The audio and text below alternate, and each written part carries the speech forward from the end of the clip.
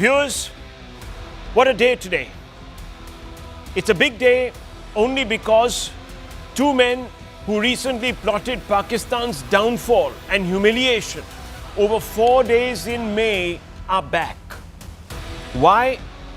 To shoot down Pakistan's fake news propaganda and warn that if Pakistan hasn't learnt its lessons, it better come to its senses before it is wiped off the face of the map of the earth. Indian Army chiefs are very responsible, viewers. They're very disciplined. They're very, very restrained.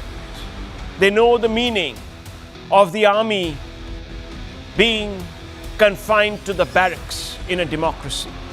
An army chief, General Dwivedi, is one of the best examples of restraint around.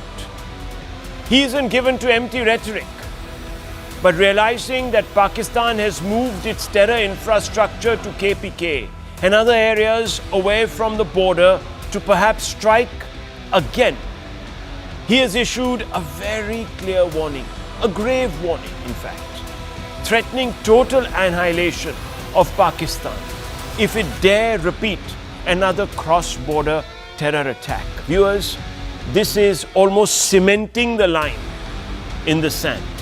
This is what he said, and I quote him, "India is fully prepared this time. We will not show the restraint we exhibited during Operation Sindoor 1.0. This time the action will be such that perhaps Pakistan will have to think whether it wants to exist geographically. If Pakistan wants to continue with its position in geography, it should stop its state-sponsored terrorism," unquote. Listen in, viewers.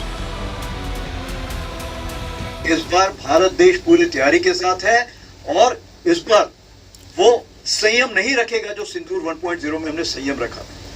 इस बार हम आगे की कार्रवाई करेंगे और कुछ ऐसी कार्रवाई करेंगे कि हो सकता है पाकिस्तान को सोचना पड़े कि उसे इतिहास में भूगोल में रहना है कि नहीं रहना है। अगर उसे भूगोल में अपनी जगह बनानी है तो उसके लिए उसे जो स्टेट स्पॉन्सर्ड टेररिज्म जिसको हम बोलते हैं, यानी कि उसका देश जो टेररिज्म को स्पॉन्सर कर रहा है उसे रोकना पड़ेगा। तो आप अपनी पूरी तैयारी करके रखिए और अगर परवरदिगार चाहेंगे, भगवान चाहेंगे, भाई गुरु चाहेंगे तो बहुत जल्दी ही आपको मौका मिलेगा। उसके लिए ऑल द बेस्ट। जय Hind. Yes, viewers, he was speaking to his units, but that doesn't mean, viewers, that he was being rhetorical.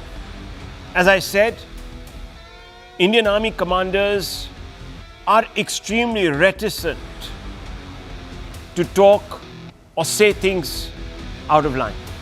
Earlier, Air Chief AP Singh put out a fact check to set the record straight as Pakistan tried to suggest that it had won the 4-day war. Air Marshal Singh detailing the neutralization of radars, hangars, Chinese fighter jets including S-5s, F-16s, and a long-range strike over 300 kilometers. You listen in to the Air Chief.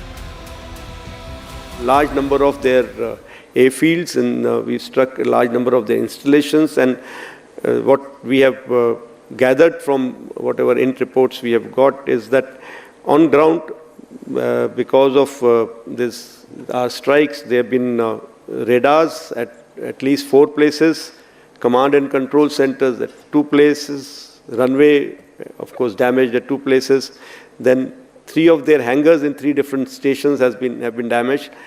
And in that hangar, as well as on tarmac, we have signs of one C-130 class of aircraft, one AEW&C class of aircraft, and at least 4 to 5 fighter aircraft, most likely F-16, because that base happened to be F-16, which would have been under maintenance that time. Along with that, one SAM system, which has been destroyed. And so these are the strikes that, the destruction that has taken place on ground by our strikes.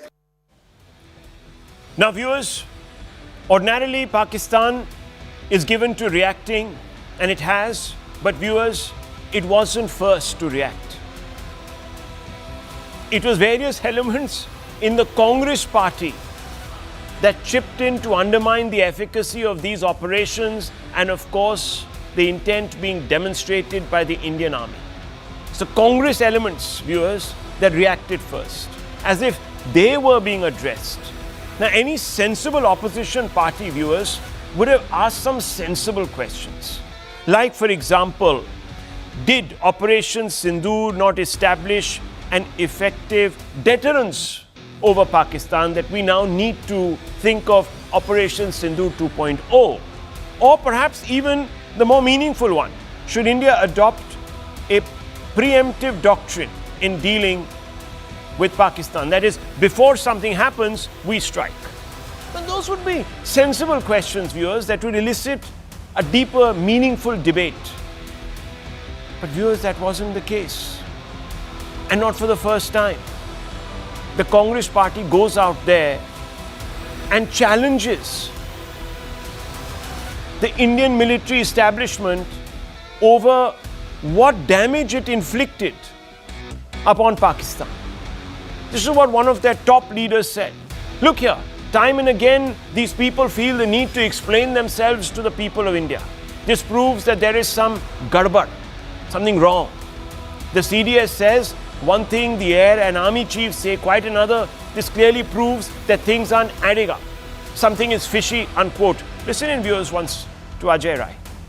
Okay, I don't think we have his reaction, but this is what he says. Now, Ajay Rai's claim that things aren't adding up reflects a dangerous trend of sowing doubt at a moment when Pakistan is aggressively projecting fake victories from the 4-day conflict. Just recently in the UNGA, Shehbaz Sharif talked about some fictional narrative, viewers. Recall that during the first phase of Operation Sindoor, Congress repeatedly questioned the precision of strikes, questioning both intent and impact. Today, the party continues to throw India's valor into the dustbin of a petty politics.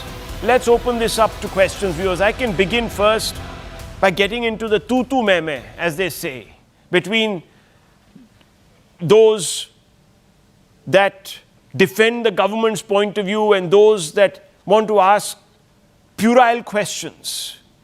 But I'm not going to do that. I'm going to get a little bit of an assessment first from General Asthana, the experts here, and get a sense really of what the army chief is trying to say. General Bakshi is also here with us. Both are scholars. General Bakshi, let me begin with you first, if you can hear me clearly. General Saab, the fact of the matter is that General Dwivedi has come out and made some statements. Now, the Indian armed forces are very restrained, as I've beginning this program, very disciplined, not given to empty rhetoric or empty words.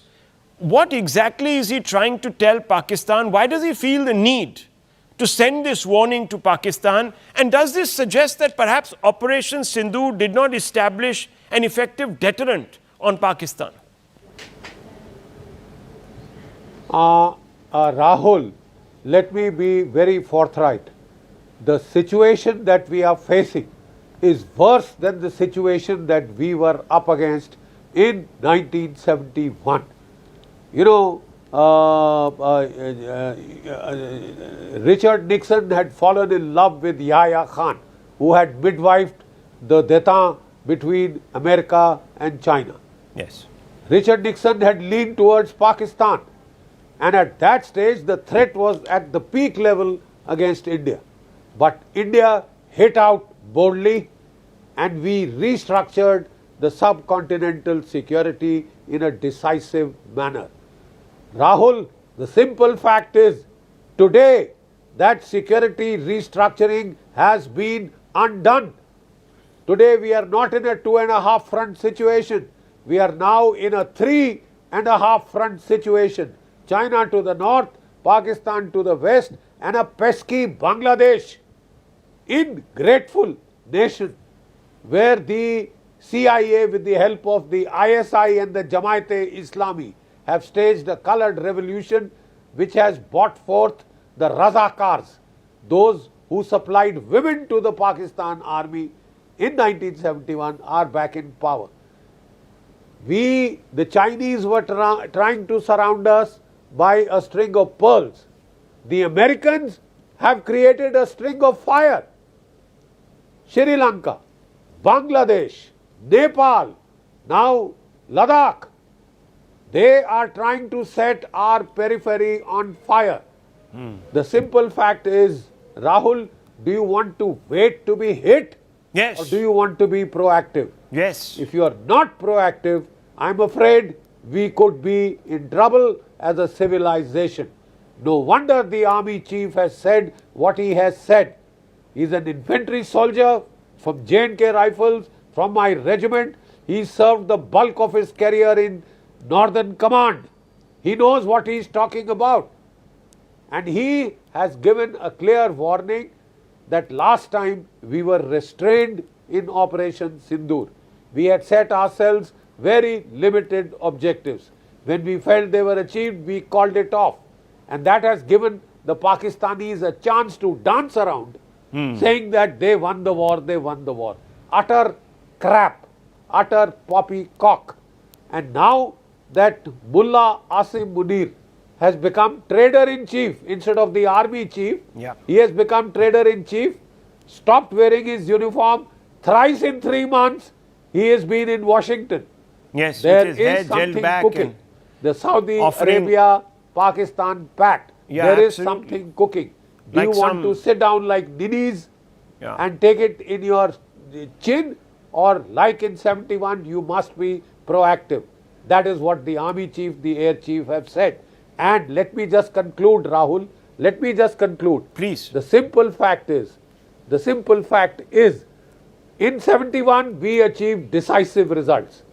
Then it was said that we can't achieve decisive results because of the nuclear backdrop. What has Operation Sindoor shown you?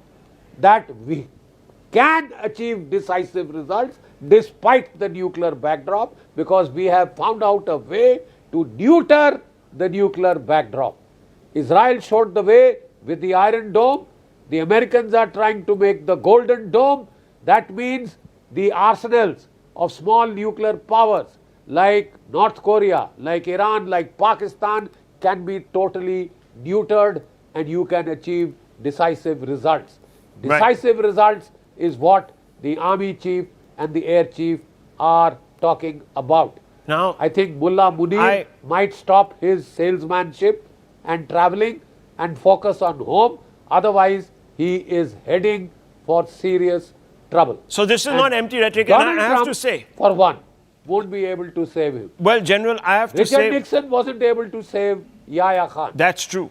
Nor will and, Donald and Trump. General Bakshi, I have to say that you were one of the first who said that there were options even under the nuclear overhang, and India could actually even salami slice Pakistan. You had said this very clearly in the years earlier, and people were mocking you and calling you all sorts of other names. But I think you have shown that you have a very clear understanding of military strategy, and congratulations to you, sir, because people like you obviously exist in the Indian Armed Forces, and they did what was clearly, viewers, a absolute morale-shattering operation on our neighbor, Pakistan, viewers. Now, General Astana, I want to bring you into this. Look, I have to ask you this question. Why haven't we been able to establish effective deterrence against Pakistan? And I also want to tell viewers that very soon we are going to be joined by Tom Cooper, who is a military historian and analyst. He's going to give us whether we can actually go ahead and wipe Pakistan off the face of the earth, as the General is saying. But I want to bring you in, General Astana, and ask you, why do we feel the need now to threaten Pakistan again? Should they not be deterred enough? See, if you have to look at these statements, and if I have to analyze the statements and take away the points which actually meant from the statements, see, Army Chief's statement to say that erasing from map actually highlights that next time there will be no restraints. In Sindoor 1, we did not use our navy to the potential which we had. We postured it, but we didn't use it that much. So therefore, next time the situation can be different. So he has actually indicated that there will be no restraint next time should Pakistan decide to do any misadventure. As far as Air Chief is concerned, he is giving a reality check to Pakistan that enough of your propaganda, enough of your nonsense of trying to tell the rest of the world, here are the facts, and those facts have been fact-checked, and they have supporting videos and all kinds of proofs against that as well. Defense Minister's statement is also important in this context, which when he said that a route goes to Karachi from Sir Creek, he is also giving a message to Pakistan that don't have this build-up along Sir Creek because the vulnerability of Karachi you have not seen so far, but there is tremendous amount of vulnerability of Karachi. So these are the three messages which are very clear and why they are relevant. See, there are certain internal situations. We find that Pakistan was allocating funds for the reconstruction of terror camps. They were also raising funds. At the same time, we also found evidences that they are trying to shift these terror camps to KP, hoping that perhaps it can strain relation between India and Taliban. Also, there was regular attrition by TTP and BLA of Pakistan military, and invariably it has, and there are protests in POJK.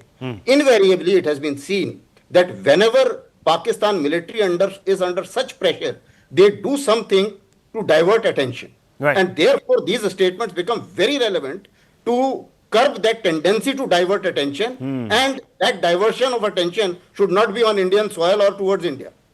This also, the second part is the external factors. Now, the geopolitics of FPAC region and Middle East, or as we call it as West Asia, has also turned in a manner that Pakistan has got some kind of sense of false boldness and some kind of morale boosting in a manner that they are all of a sudden their reliance, newfound reliance for USA has increased, and some newfound reliance has increased for Saudi Arabia because Israel did something awkward in Qatar, and also there was an exchange between America and Iran. So for both options, So because they think literally they have the Saudi Arabians and the Americans, the two A's, apart from, of course, the other big one, in their camp. They believe that, yes, we can neutralize any threat from India and we can now begin to once again go back to normal and business as usual and flex muscle. Okay, these are very important points. I just want to open this up. Dr. Ranganathan, let me bring you into this.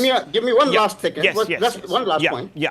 So therefore, but what Pakistan must remember is that even in 1971, Americans were on their side. Yes. China was neutral. That's right. Saudi Arabia was also on their side, and we managed. Today, India of today is much stronger. I think that is again a false belief. Back to you. That's a very important point, viewers. So it can be done. We'll get in with Tom Cooper in just a few moments and understand how it can be done. But Dr. Ranganathan, I want to bring you in just a little bit under the threshold of the expertise. I just want to bring you into a little bit of the politics. How do you see this constant casting doubt on the efficacy of Operation Sindoor? Where is the Congress party coming from? Who is it speaking to? Is it an Indian audience? What's going on here? Good evening, Rahul, and good evening to my fellow panelists. I speak, as you correctly said, I speak purely as a layman and a concerned citizen. There already are two exalted there are two generals. You can be the generalist. Okay. Yes. And it is an honor to share the panel with them. Look, you asked me a pointed question as to why is the Congress doing this? And the simple answer is that what Operation Sindoor has accomplished, other than the military objectives, is the fact that it has accomplished showing Congress the mirror. And the Congress has been shamed into accepting its incompetence and indecisions of the past. Because the four objectives, as I see, of Operation Sindoor, that were, as I see as a common man, all those four objectives, the Congress had decades to accomplish each one of those four. And yet, out of cowardice or incompetence, it didn't do it. And now, because Modi has done it, our armed forces have done it, it feels shamed into accepting. And hence this guilt has come out and its opposition to it. Let me go one by one very briefly. What were the four objectives that were fulfilled by our armed forces and Modi? One, keeping the Indus Water Treaty in abeyance.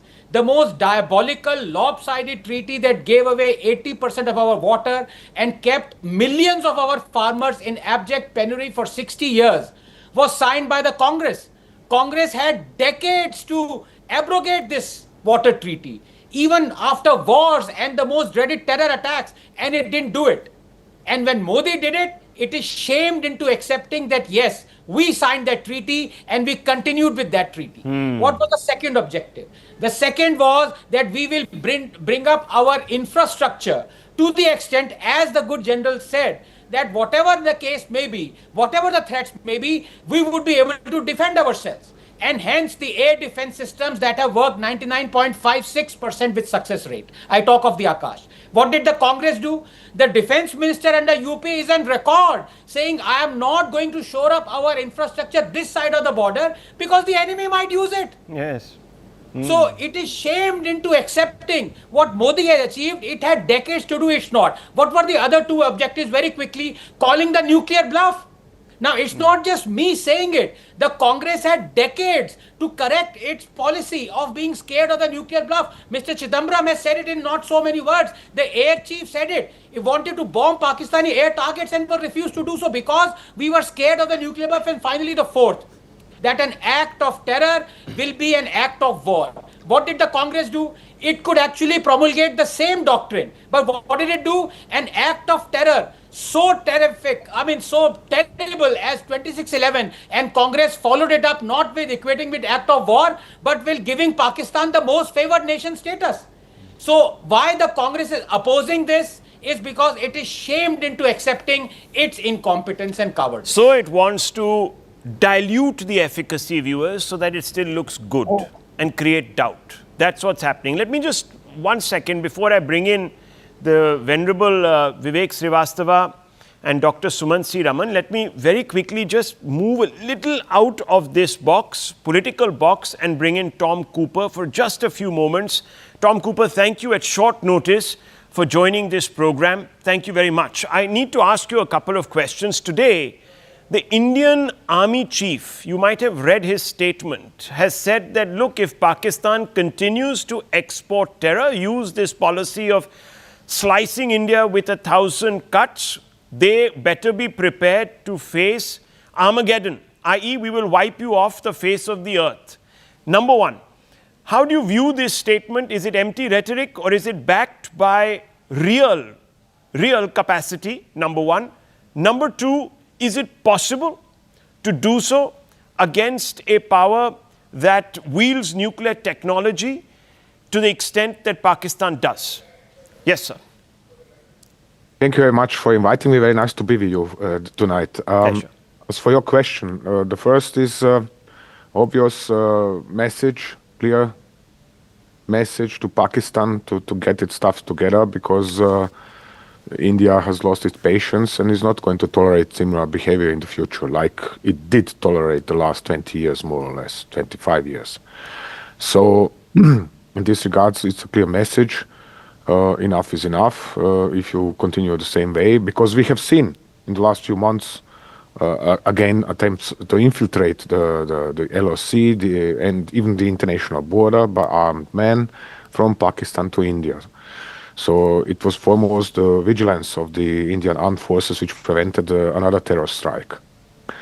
And regarding the second question, yes, India can do this. After May this year, it is clear that it can do that.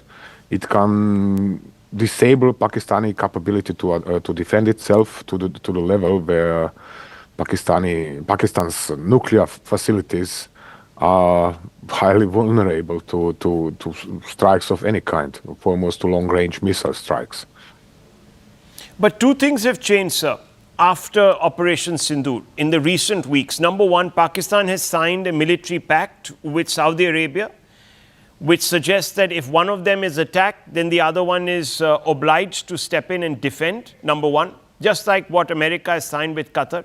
And number two, the Americans are back in the backyard, so to speak, of Pakistan. They're going to be leveraging Pakistan perhaps to make inroads into China and begin that détente with Xi Jinping. I don't know what Trump is trying to do, maybe what Nixon tried to do with Yahya Khan. But with the Americans now in Pakistan's corner, or at least balancing this factor out, and perhaps with the Saudis in a formal agreement, can India actually still exercise freedom in achieving its military objectives, or will there be problems? Now, the first issue is what is a treaty valid? who is standing behind that treaty and under what conditions, under what conditions might the partner follow that treaty. If you check, for example, Ukraine has signed comprehensive treaties with Western powers, with Russia, with European powers, and so on, with the United States. Excuse me. It has even given up its nuclear weapons, Ukraine. And what kind of guarantees has it received for its own security and so on back in the 1990s? What are they worth 20, 30 years later? Nothing at all. Russia invaded, and the West, well, it's good that the West didn't look the other way as Russia invaded. It did look the other way back in 2014. So treaties are very nice and fine, but the question is always who is signing them and who is going to stick to them or not. And this is left to be seen. This is where the Indian intelligence would be well advised to inform itself about what are the Saudi intentions. That is the first point. The second point is, even if the Saudis enter such a treaty with Pakistan, it is left to be seen how much are they going to support Pakistan, because Pakistan is bankrupt first and foremost, and it cannot even pay its debts to China, not to talk about United States or Western powers or Saudi Arabia, the United Arab Emirates, and other Gulf states. So the question is, how is Saudi Arabia going to finance this? Are they really keen to suddenly change their strategy of the last few years and say, okay, we are going to support you financially? And excuse me, what was the last point? About America. Now America also sort of becoming closely engaged with Pakistan once again. Yeah. Okay. I'm excuse me, from my point of view, I do not take Donald Trump seriously at all. I'm mostly actually ignoring his statements. Why? Because he has regularly proven itself as somebody who cannot recall what did he say 5 minutes ago. So yes, he is entering strategic alliances with this and that country, and in exchange for tariffs that are lower and whatever else, and bubbling all the time to the left and to the right, whole day in the social media and so on and so on. This character is no president as such. He's somebody making big statements, mostly in order to distract from what is he actually doing at home in the United States. Arguably, there should be somebody from his family interested in mineral deals with Pakistan for some rare earths and so on. But how much of that is going to be realized, we are going to see. Just for example, if you remember back in February, March this year, there was a big topic, was this mineral treaty with Ukraine. And what happened now, 6 or 7 months later? Nothing. So, I mean, it's not like the Americans are now standing in a queue, American investments, and can't wait to start exploiting mineral wealth of Ukraine. Nothing happened. It's as simple as that. So, therefore, whatever he is trying to agree or not to agree is probably just an excuse for just to recap what you're saying. Number one, yes. Trump is unreliable. He doesn't remember what he said a day back. So let's not read too much significance into what he's doing with the Pakistanis. Maybe just, as I said, warming them up so he can use them to get to Xi Jinping. Number two, Saudi Arabia, well, you have to look at the fine print of that understanding. The one with Ukraine, for example, that is signed with several nations has not helped it in any way. So these treaties really are good for optics, but may not amount to much. That's a very important point. Number three, that India still has many options, viewers, under the nuclear overhang, and has been able to disable Pakistan, says Tom Cooper. Now, I want to ask you a question, Mr. Cooper. It's an important one because it keeps coming up here. That do you believe that we have not been able to establish a deterrence on Pakistan even after Operation Sindoor, because it continues to try and test our patience? Now, is it doing it without thinking because it believes that maybe India will not retaliate a second time? Or do you think it is foolish and it is tempting fate because it doesn't believe that India will go the whole way and annihilate it? My assessment is neither of the two. Which means, on one side, Pakistani establishment certainly knows very well what has happened to them and how hard they have been hit in May. So that is private, so to say. This is what they are talking between each other. You know, in Pakistan, we have this establishment that is the top of the armed forces and people supporting them in the public, officially, unofficially, and so on and so on. And then you have the civilian government, who is actually powerless, more or less. In best case, most of ministers couldn't protect even their parking lots in front of the buildings with their offices inside. So there's a huge, major difference between this. The establishment is also in control of most of the economy. And the civilians have actually next to no say. They can mostly bow and say yes, yes, please, and please the other cheek as well, and so on and so on. So the question is now, how do they assess the situation in between of them? This is something I don't know. We are going to see. But there is their public face. What are the armed forces letting the civilian government say? And in this regards, the situation is obvious. Ignore the reality. We are victorious. We have shot down not only 4 or 6, but 8 Indian aircraft, and therefore we have won this war, which is silly and cannot be taken seriously. But this is dominating the public narrative about this war. This is what the West knows at most about what happened in May. You know, Indians tried to hit Pakistan. Pakistanis shot down 8 of their aircraft, best of the French aircraft. Everything is fine with Pakistan.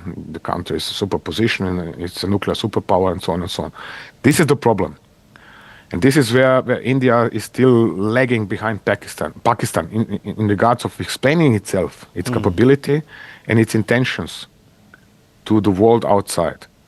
This is, you have a huge country, you have a huge nation, you have 1.5 billion of population, and you have, excuse me for expression, but inability to explain yourself to the outside world. You know what are you doing, and it is very simple what you are doing, and it is very simple what you are facing as a nation, as India. But you have no idea how to explain this to the world in the way which is going to stick, in the way where the people are going to keep this in their ears. Well, Tom Cooper, it's always a pleasure to speak to you. Thank you very much for bringing depth, much needed depth into this conversation. General Bakshi also brought in some perspective, so did General Asthana. So thank you very much, the three of you. I just want to go back a little quickly to the politics here. And I'm sorry, but I have to ask Dr. Raman. Dr. Raman, one of the reasons perhaps, and I'm just postulating here, one of the reasons perhaps India has not been able to project what it has done and what it has accomplished, which is pretty unprecedented in Pakistan, is because perhaps the political class hasn't held together. There has been no unity. So people who wanted to sort of poke holes will quote Rahul Gandhi or somebody else from the Congress party, this, that, the other, and say that, listen, we didn't do much, and look, we've surrendered, and so forth. Do you believe that's the case? No, Rahul, I want to draw on a few points which General Bakshi made and Mr. Tom Cooper made. And the point I wanted to make about, wanted to reference what Mr. Cooper said. He said it very clearly. The narrative in the West is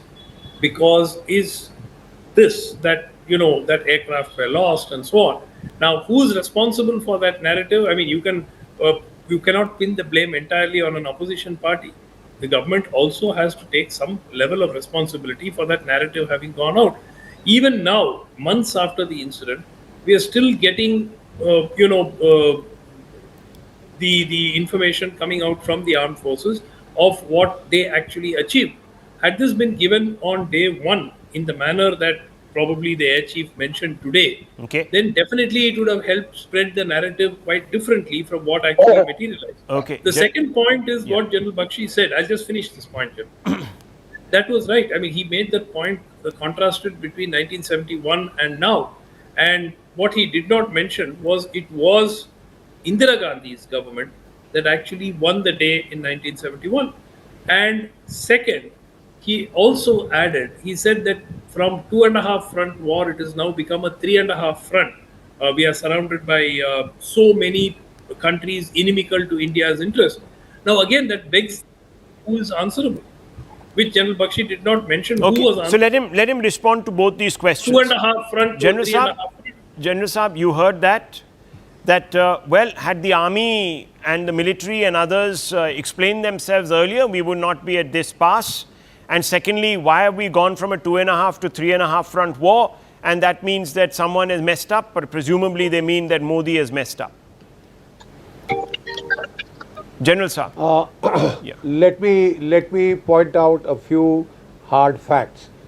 Number one, let me assure you that as far as 71 is concerned, yes, Madam Indira Gandhi's leadership was decisive. Let there be no doubts on that particular score, right? But Madam Indira Gandhi's government was not facing a nuclear backdrop.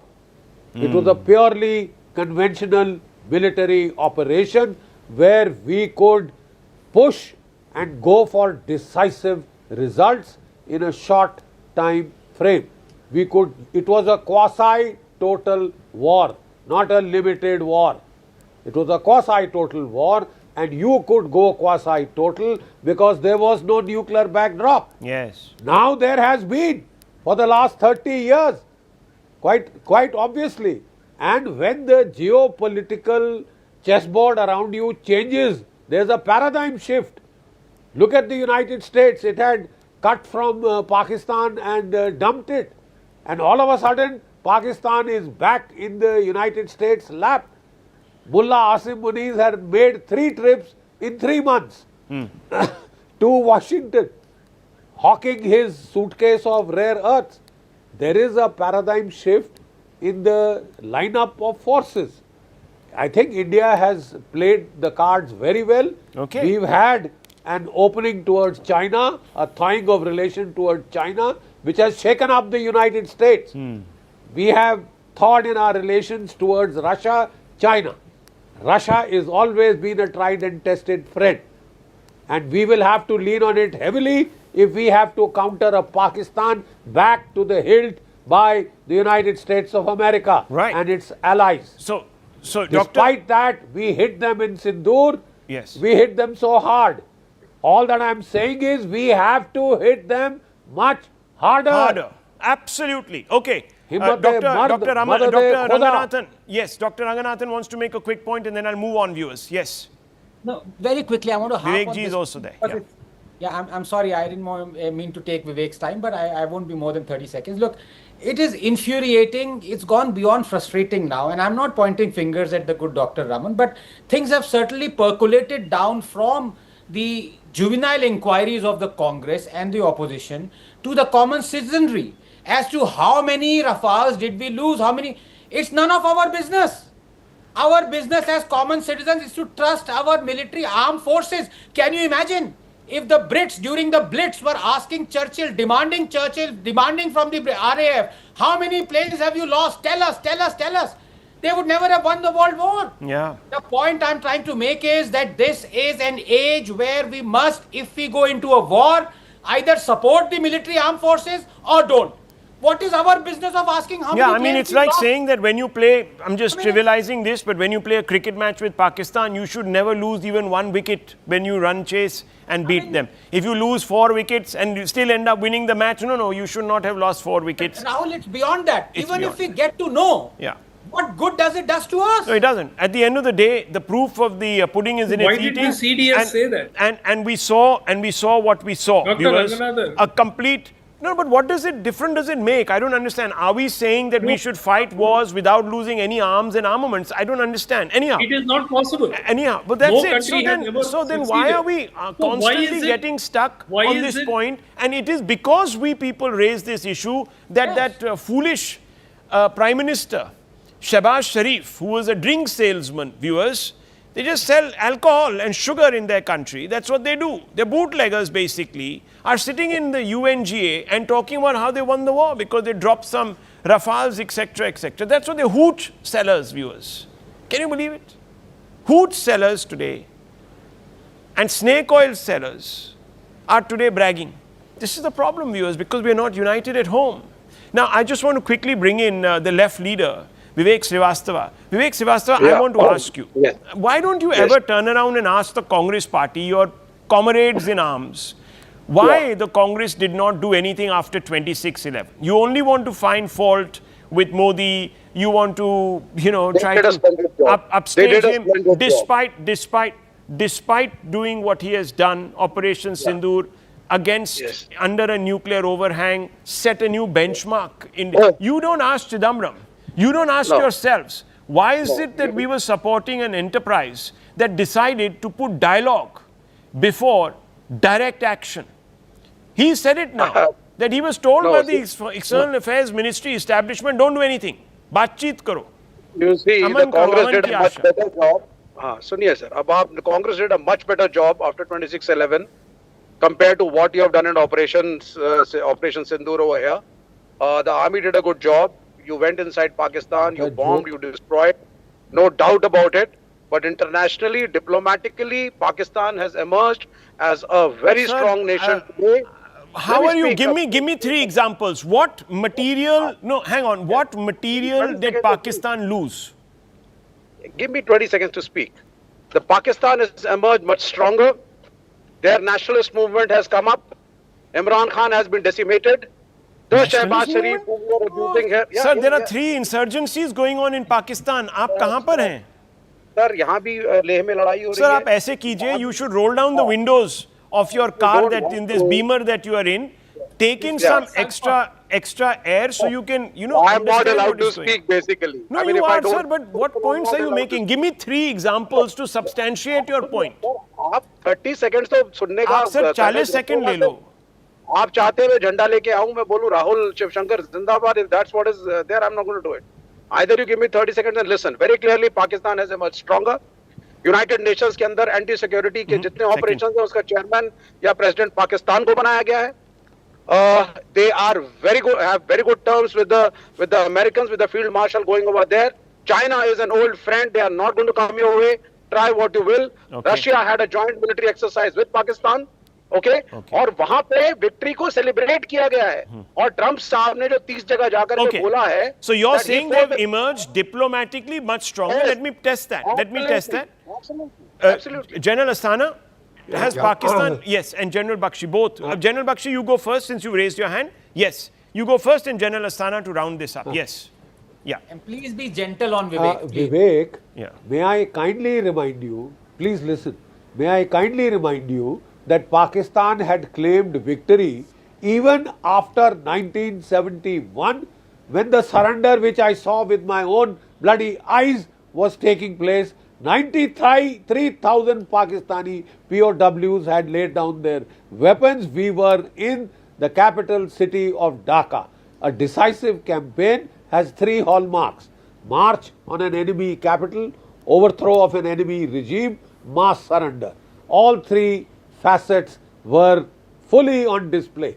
And yet, Pakistan was claiming victory. Be a little careful before you go by the Pakistani narrative. Yes. Right? You could go seriously wrong as an analyst. Well, this is what I would like to point out to you. And apropos they are blinded by that the Pakistan comfort has they emerged feel. stronger. They are blinded by the comfortableness they feel in Pakistan, because there they get nice dum-cooked biryani.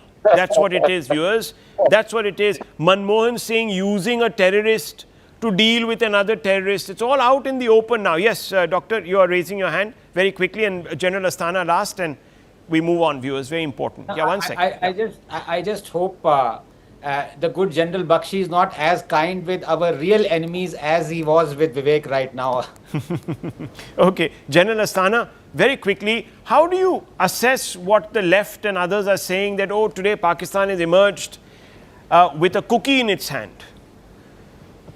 That's not the case, because let me analyze it objectively.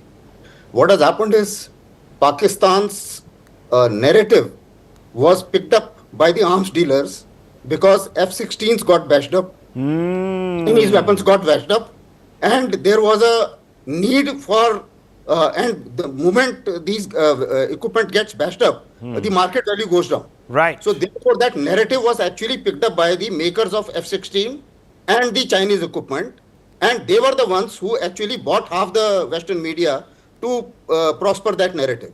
So it was not only Pakistan's narrative, it was the narrative of others as well.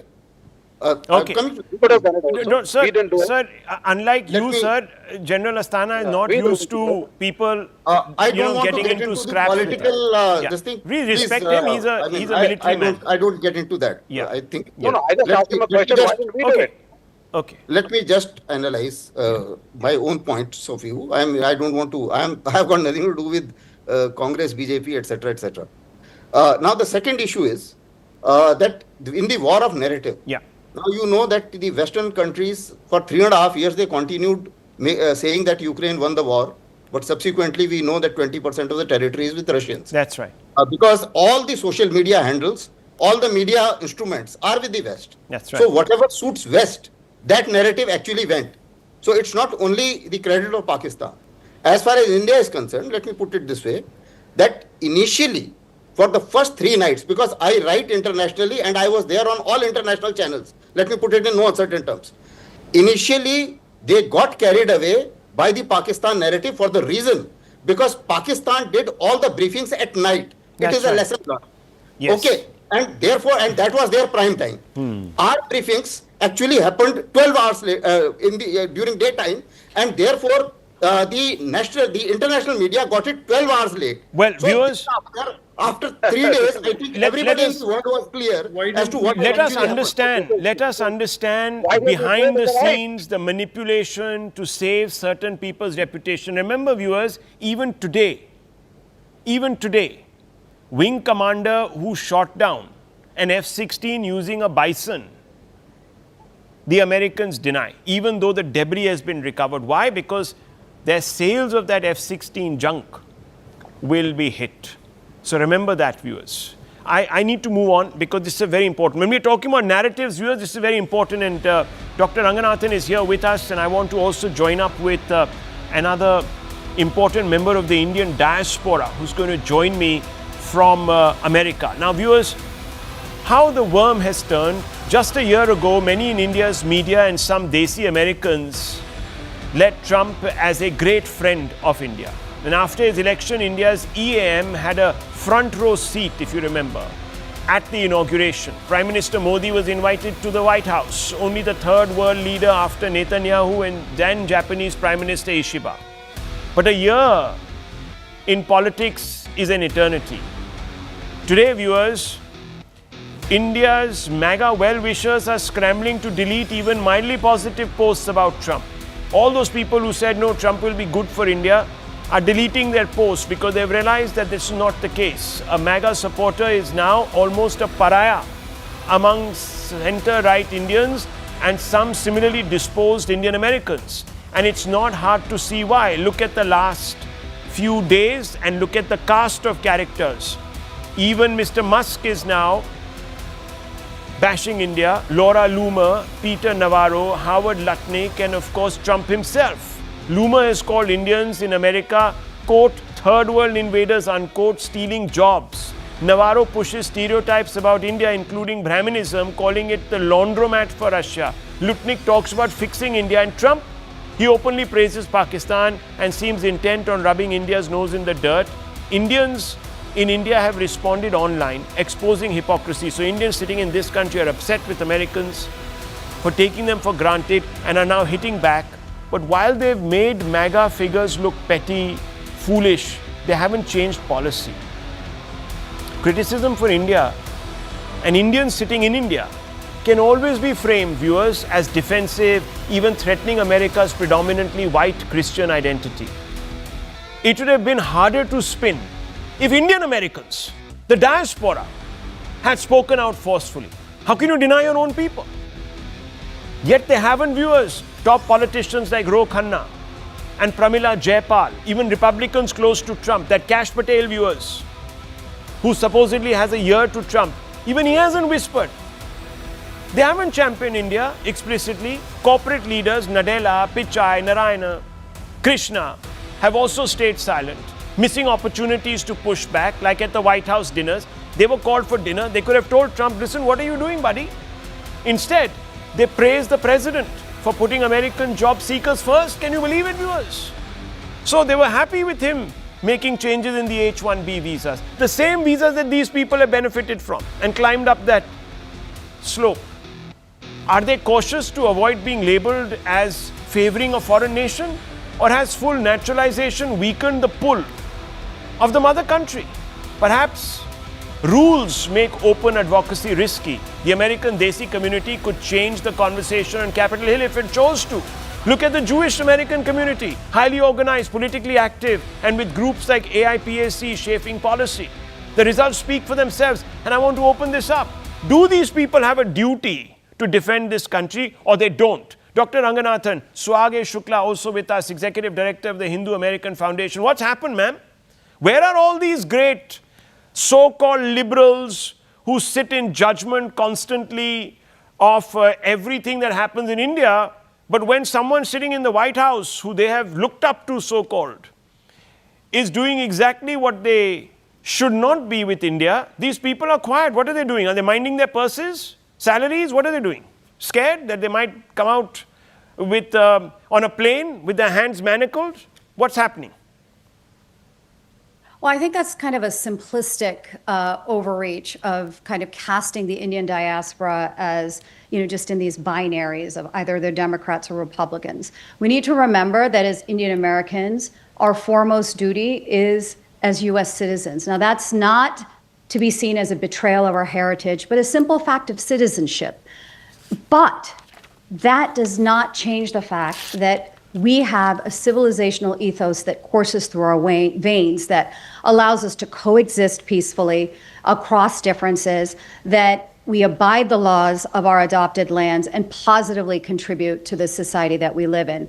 Now, I know that all this hullabaloo was created by a soundbite from the Honorable Shashi Tharoor, who said that, a member of Congress that was visiting India whispered in his ear that Indian Americans don't carry their weight. I'm sorry, there's 535 members of Congress, and to make these broad sweeping claims on the basis of one whisper is really unfair. But Ms. Shukla, let me just ask you a question. Yeah. Can you show me one statement that has been put out by a Sindoor Pichai or Nadella, etc.? I mean, look at the Armenian immigrant community in America. Look at the Jewish American community. They're all American citizens. But look at the advocacy that they have been able to do till today.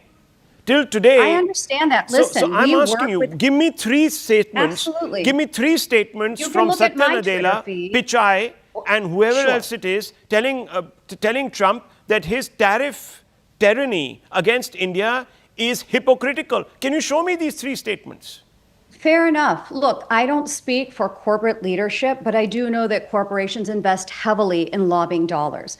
But to put the onus on just a diaspora... I'm not putting the onus. I'm saying, look, it sounds you like have you a are, view. though. People have a view from America on what is happening in India. They don't have a view when America is hypocritically punishing India for very partisan reasons. And I think that if they have contributed so much to American society, they should have a voice. Anyhow, let me just open this up. Okay, ma'am, you've made your point. Let me just bring in Dr. Ranganathan. Dr. Ranganathan, what's going on here, sir?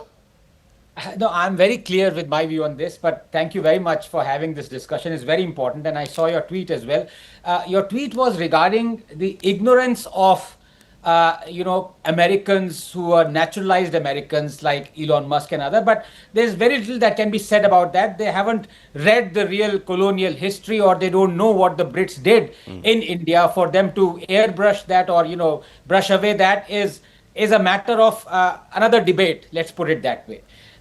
Generally speaking, Trump's camp is ignorant about Indian history, about how brutally we were treated by our colonial masters. So that's not the question out here is directly about the Indian Americans. And here I'm very clear.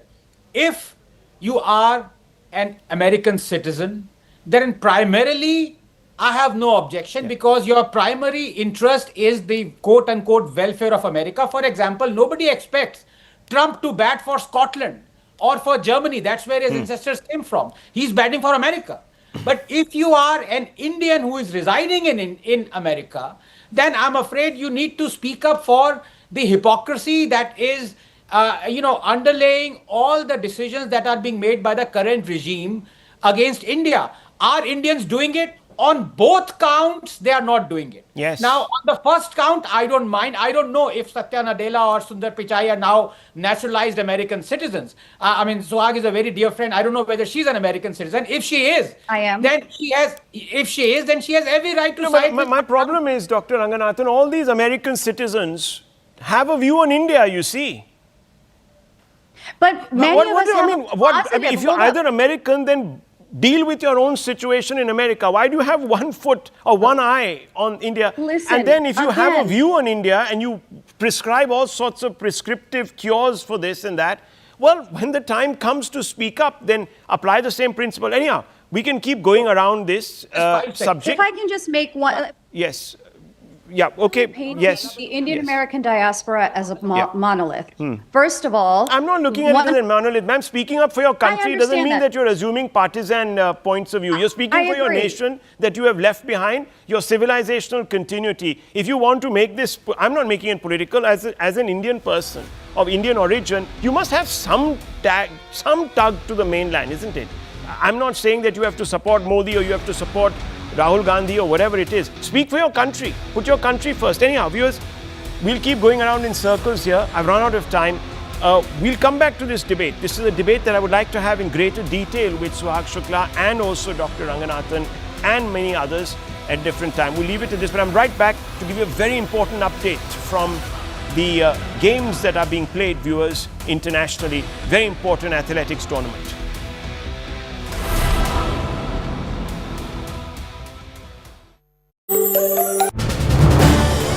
This is News 18 Network.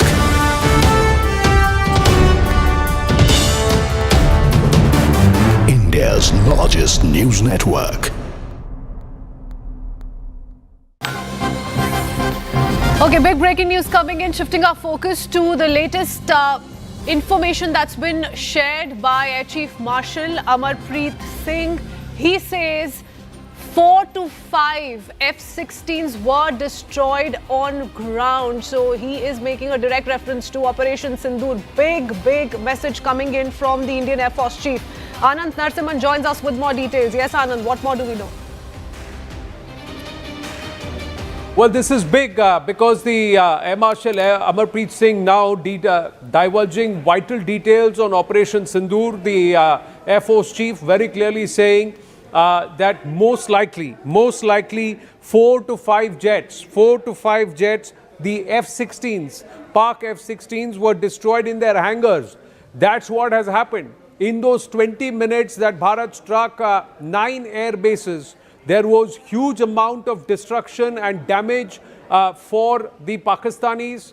This is clearly not just pummeled and steamrolled Shehbaz Sharif and the Pak propaganda, but these are absolute numbers. On ground, 4 to 5 most likely F-16s, Pak F-16s have been neutralized on ground. They may have been in their hangars for maintenance or otherwise, but they were kept, and those assets have been neutralized along with control and command stations and also runways.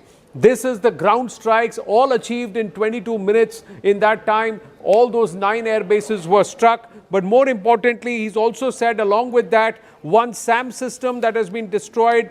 And these are strikes that have destructions that have taken place on ground. SAM system is a surface to air missile system, has been destroyed. Also, further saying that the Indian Armed Forces have clear evidence of one long-range strike, which he says I talked about, more than 300 kilometers, which happens to be an AWAC.